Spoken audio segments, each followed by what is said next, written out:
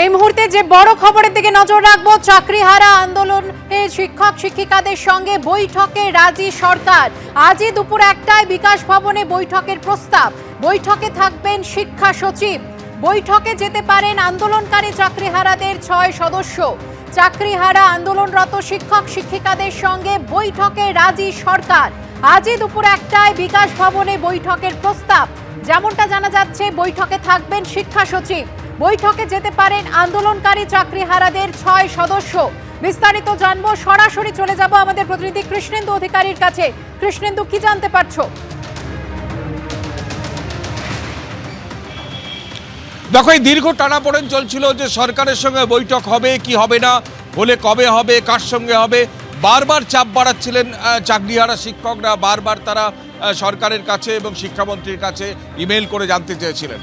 গতকালই ইঙ্গিত মিলেছিল এবং শিক্ষামন্ত্রী জানিয়েছিলেন আজকে সরকারি তরফে যোগাযোগ করা হবে, এবং যেটা সূত্র মারফত জানা যাচ্ছে আজই বেলা 1টার সময় সেই বৈঠক হতে চলেছে।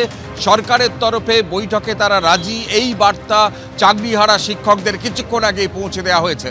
এবং প্রথমত বলে রাখি, এই বৈঠকে কিন্তু শিক্ষামন্ত্রী ব্রাত্য বসু থাকছেন না। শিক্ষা সচিব, প্রিন্সিপাল সেক্রেটারি শিক্ষা দপ্তরের যিনি বিনোদ কুমার, তিনি এই বৈঠকে পৌরোহিত্য করবেন। এবং এই বৈঠকের প্রস্তাব সরকারের তরফে কিছুক্ষণ আগে চাকরিহারা শিক্ষকদের দেওয়া হয়েছে। এবং পাশাপাশি এটাও জানা যাচ্ছে সূত্র মারফত যে চাকরিহারা যারা শিক্ষক তারাও রাজি এই বৈঠকে যেতে। কারণ তারা বারবার জানাচ্ছিলেন তারা একটা বৈঠক চান, তারা আশু সমাধান চান। তারা প্রাতিষ্ঠানিক দুর্নীতির শিকার, তারা কোনো রকম দুর্নীতি করেননি, তারা চাকরি হারিয়েছেন। সুতরাং এই দায় সরকারকেই নিতে হবে তাদের চাকরি ফেরাতে। সুতরাং সরকারের সঙ্গে বৈঠকটা খুব জরুরি, শিক্ষামন্ত্রীর সঙ্গে বৈঠকটা খুব জরুরি। অতীতেও বৈঠক হয়েছে, কিন্তু তুমি জানো যে সুপ্রিম কোর্টের নির্দেশ যে 31শে মের মধ্যে এই যে পরীক্ষা সংক্রান্ত নতুন করে ফ্রেশ রিক্রুটমেন্টের জন্য পরীক্ষা সংক্রান্ত যাবতীয় বিজ্ঞপ্তি কিন্তু স্কুল সার্ভিস কমিশনকে দিতে হবে, এবং সেদিন প্রায় আসন্ন। সেক্ষেত্রে কি করণীয় সরকারের, সরকার কি ভাবছে, স্কুল সার্ভিস কমিশন কি ভাবছে, সেই গোটা বিষয়টা চাকরিহারা শিক্ষকরা বারবার জানতে চাইছিলেন। তারা দাবি করছিলেন যে তারা পরীক্ষা নতুন করে দিতে চান না, কিন্তু চাকরি যাতে বজায় থাকে সেই ব্যবস্থা করতে হবে। সুতরাং সে ব্যাপারে সরকার কি ভাবছে, কমিশন কি ভাবছে, তার জন্যই সরকারের সঙ্গে বৈঠকের জরুরি বলে তারা বারবার দাবি করছিলেন। কিন্তু আজকে সেই সরকার যে সেই বৈঠকে রাজি, সেই বার্তা চাকরিহারা শিক্ষকদের কাছে পৌঁছে দেওয়া হচ্ছে। বেলা 1টার সময় সেই বৈঠক হবে। 6 সদস্য চাকরিহারা শিক্ষক, আমরা যেটা জানতে পারছি, তারা আজকের এই 1টার সময়ের বৈঠকে উপস্থিত থাকবেন। এবং তারা যেটা জানাবেন যে সরকার কি পদক্ষেপ নিচ্ছে, এবং তারা এটাও জানাবেন যে তারা বৈঠক চান শিক্ষামন্ত্রীর সঙ্গে, অর্থাৎ শিক্ষা সচিবের সঙ্গে তারা এই বৈঠকে হাজির হবেন, এমনটাই জানা যাচ্ছে।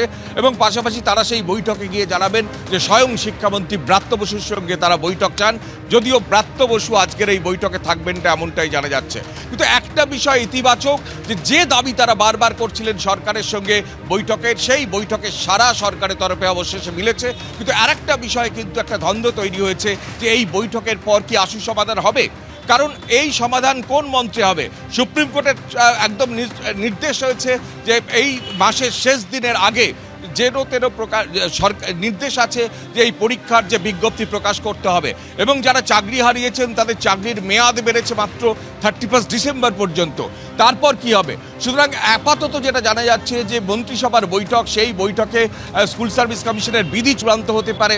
তারপর এই যে বিজ্ঞপ্তি, পরীক্ষার বিজ্ঞপ্তি, সেদিকে এগোতে পারে স্কুল সার্ভিস কমিশন। তোমার কাছে আবারও আসবো, এবং এই বৈঠক যে হচ্ছে তা রীতিমতো ইতিবাচক বিষয়, কিন্তু এই বৈঠক থেকে কোনো সমাধান সূত্র কি মিলবে তা নিয়ে অবশ্যই বিস্তারিত জানবো।